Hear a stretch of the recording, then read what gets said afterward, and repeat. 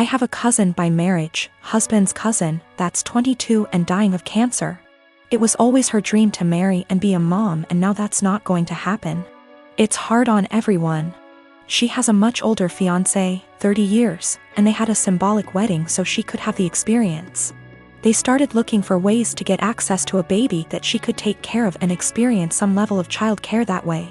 But with 2020 and ethics in general, there's not a lot of ways to do that safely. My husband and I have the first and so far only children of our generation, who are 10 months and 23 months old.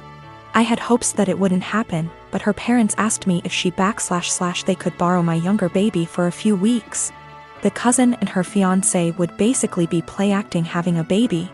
Her parents would also join in on pretending. There would be photo shoots and everything. This makes me really uncomfortable. It's really creepy.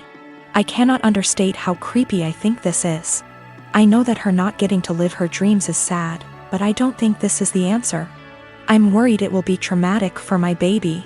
She's almost a year old and will, well, notice that her entire family will just vanish overnight for what will seem like forever. She's also still nursing, and they don't really seem to care about this factor. I'm really worried about problems down the road. This is setting a dangerous precedent of my child living under other guardianship. Her parents will have time to get attached, and they could try to use that for familial pressure if not legally. Her fiancé is also a wild card in that regard. I said no, and my husband's entire family is hounding us about this because her time is running out and it's time sensitive. They say we're being selfish. They say that we could use this as a free vacation and bond with our older child because I popped them out so close together. They want to compromise now by letting me come by a few times a day to bring milk. We still don't want to do this. Yesterday afternoon, we got an email from the cousin's parents offering actual dollar amounts for us to agree. We got enough from that to file a police report and at least get the threat in writing. We also had a call with my husband's parents and his siblings to basically clear the air. Apparently what they were telling people they asked for and what they were actually asking for were very different. Everyone on that call now had them blocked on social media except for mother-in-law, because of the cousin. My brother lost his job along with all his savings several months ago, and soon after he asked me if it would be okay if he and his wife stayed with me until they could afford their own place again. I hesitated at first, considering I only have a one-bedroom apartment, but according to them they had no other options, so of course I invited them over and bought a blow-up mattress for the living room. For the first month things were manageable, although admittedly cramped. Then my brother told me that sleeping on the mattress was giving him back pains. So he asked if he could buy a small double bed for the living room. The living room is by far the biggest room I have, so I told him that would be fine as long as there was still room for my couch, TV, bookshelves. The living room is also connected to my kitchen in an open plan style. So I reminded my brother to leave walking space around the bed. It's now been 2 months and things have gotten a lot worse. When they first moved in, I would still use the living room every day to unwind on the couch after work. Now whenever I go in, there's a strange vibe like I'm intruding. My brother and his wife are often sitting in bed together when I go in. I always knock and stare at me pointedly until I leave. Sometimes when I sit down they will directly ask me for some alone time and say they would like the room to themselves. This came to a head yesterday when my sister-in-law messaged me with a timetable she'd made of when it would be a good time for me to use the living room. The timetable basically says that they will allow me into the room for an hour each evening, plus 20 minutes around meal times. I basically shut her down instantly and told her there was no way I'd be following the timetable since in the end it's my apartment. She sent me back a huge message with a dozen paragraphs about how my constant presence was ruining her marriage with my brother and they feel like they have no privacy. I tried to talk this over with my brother that night, but when I got home neither my brother /SIL were talking to me. So he's clearly just as pissed.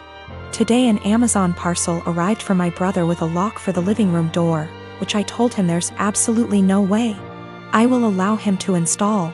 My brother says I'm creepy for wanting constant access to where they sleep and he's insisting on installing the lock anyway. My daughter is 14. The divorce between me and her mom is still an open wound, but we try our best to make everything feel as normal as possible with the split. I remarried to my wife Isla. My daughter isn't mean, but she does not view her as a mom, which I am is okay. As long as she's respectful, which she is, they do plenty together, they go out, took an interest in cooking together, watching shows together, etc.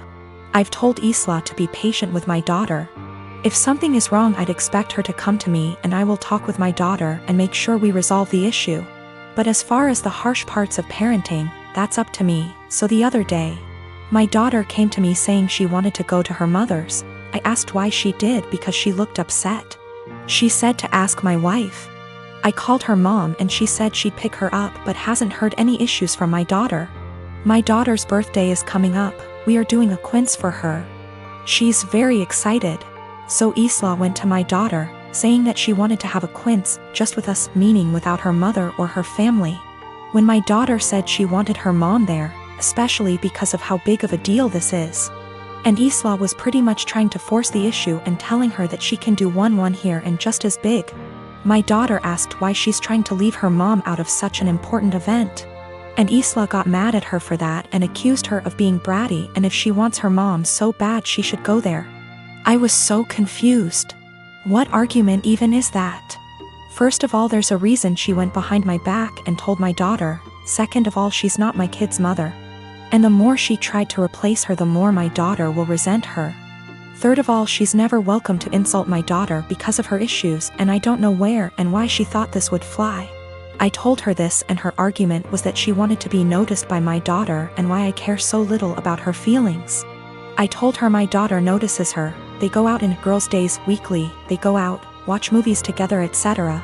My daughter has been plenty inviting to her. Frankly, I'm surprised at how well she's opened up to her, but now she will have to earn her trust back. She again asked why I keep taking my daughter's side and not meeting her in the middle. I told her she's wrong here, simple as that.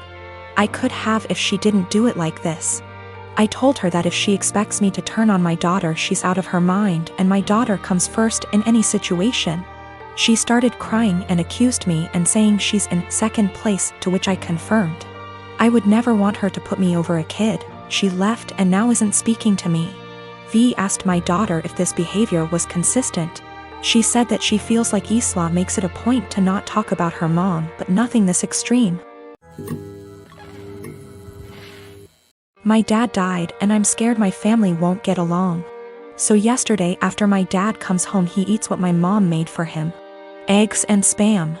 To be clear, he has a pre-existing medical history of high blood pressure and gout. First found out when he was admitted to the hospital in 2015 when he fell ill, and we basically had to force him to go to the hospital. He didn't want to go. He was put on medication since, with changes to them maybe a year or so ago. So back to when after he ate. My half-sister heard a thud around 740-ish and told me to check. She thought maybe my parents are arguing. I go down and see my dad on the kitchen floor, my mom behind him a few feet away, and I hear him snoring. I ask my mom a question, get worried, run back upstairs and knock on my sister's door. She calls my other sister and also tells me to stop wasting time, call 911. I was scared and frantic. I wish I called 911 or saw him when he came in so I could maybe have called sooner. They get frantic too and we all start yelling at each other, and I try to maintain order also as I'm talking to 911 person. At some point in all of this, my brother-in-law yells for help and I help him turn my dad onto his side. He said he could choke on his saliva. My dad stops snoring and we start panicking. The EMS tells us how to perform CPR, but my sisters keep yelling, and so I try to get them working together. They finally start working on it. One is doing compression and the other giving him air and sometimes rotating. Fire department and ambulance gets here and they start doing the same thing but also have defibrillators, and honestly, I'm just in shock still. It was maybe 8:03 p.m. when they came or so, I don't remember, it's all a blur. I checked my phone for timestamp, but I called twice so I forgot when original call was placed. They called it at 8:50 p.m. and I just began to lose it. My aunt comes and my sister is trying to call my dad's work to let his bosses know. We talk about how we want my dad's arrangements and agree on cremation. We don't have the money for anything else, but also my sister wants the remains. My mom is bipolar schizophrenic and my sisters and bro-in-law don't get along. Her because of a whole history that would keep you here forever if I tried to type it. My dad was a bad person, but he still chose us and tried his best to provide regardless of his fallacies. He had my mom's back too, saying he wouldn't kick her out or place her in a mental home. My sisters kinda want that, I think, but I'm scared to talk about it. My mom is okay sometimes, but also acts up BC of her mental illness sometimes, and my dad and I were her constants regardless of what happened. My mom is old and still wants to benefit from some social security services that my dad had, but my sisters and I think we should get a majority control of his account. There's a lot of renovations to be done. BC he ignored upkeep of the house for a number of years, example, the roof. My mom is not very sad about the ordeal. BC she had a long history of mental abuse from my dad, and I understand, but we for some reason stayed together. It how to move forward except for one moment at a time, and I'm still waiting for funeral home to come pick up his body. It's 8:13 a.m. now, been waiting since night before. And I have been crying, but also I can't sleep, and I'm sorry if this doesn't meet guidelines. I just need to vent. Even though I told a few friends, I'm still in disbelief. How this will moving forward. I believe it can though. But it's hard to stay positive.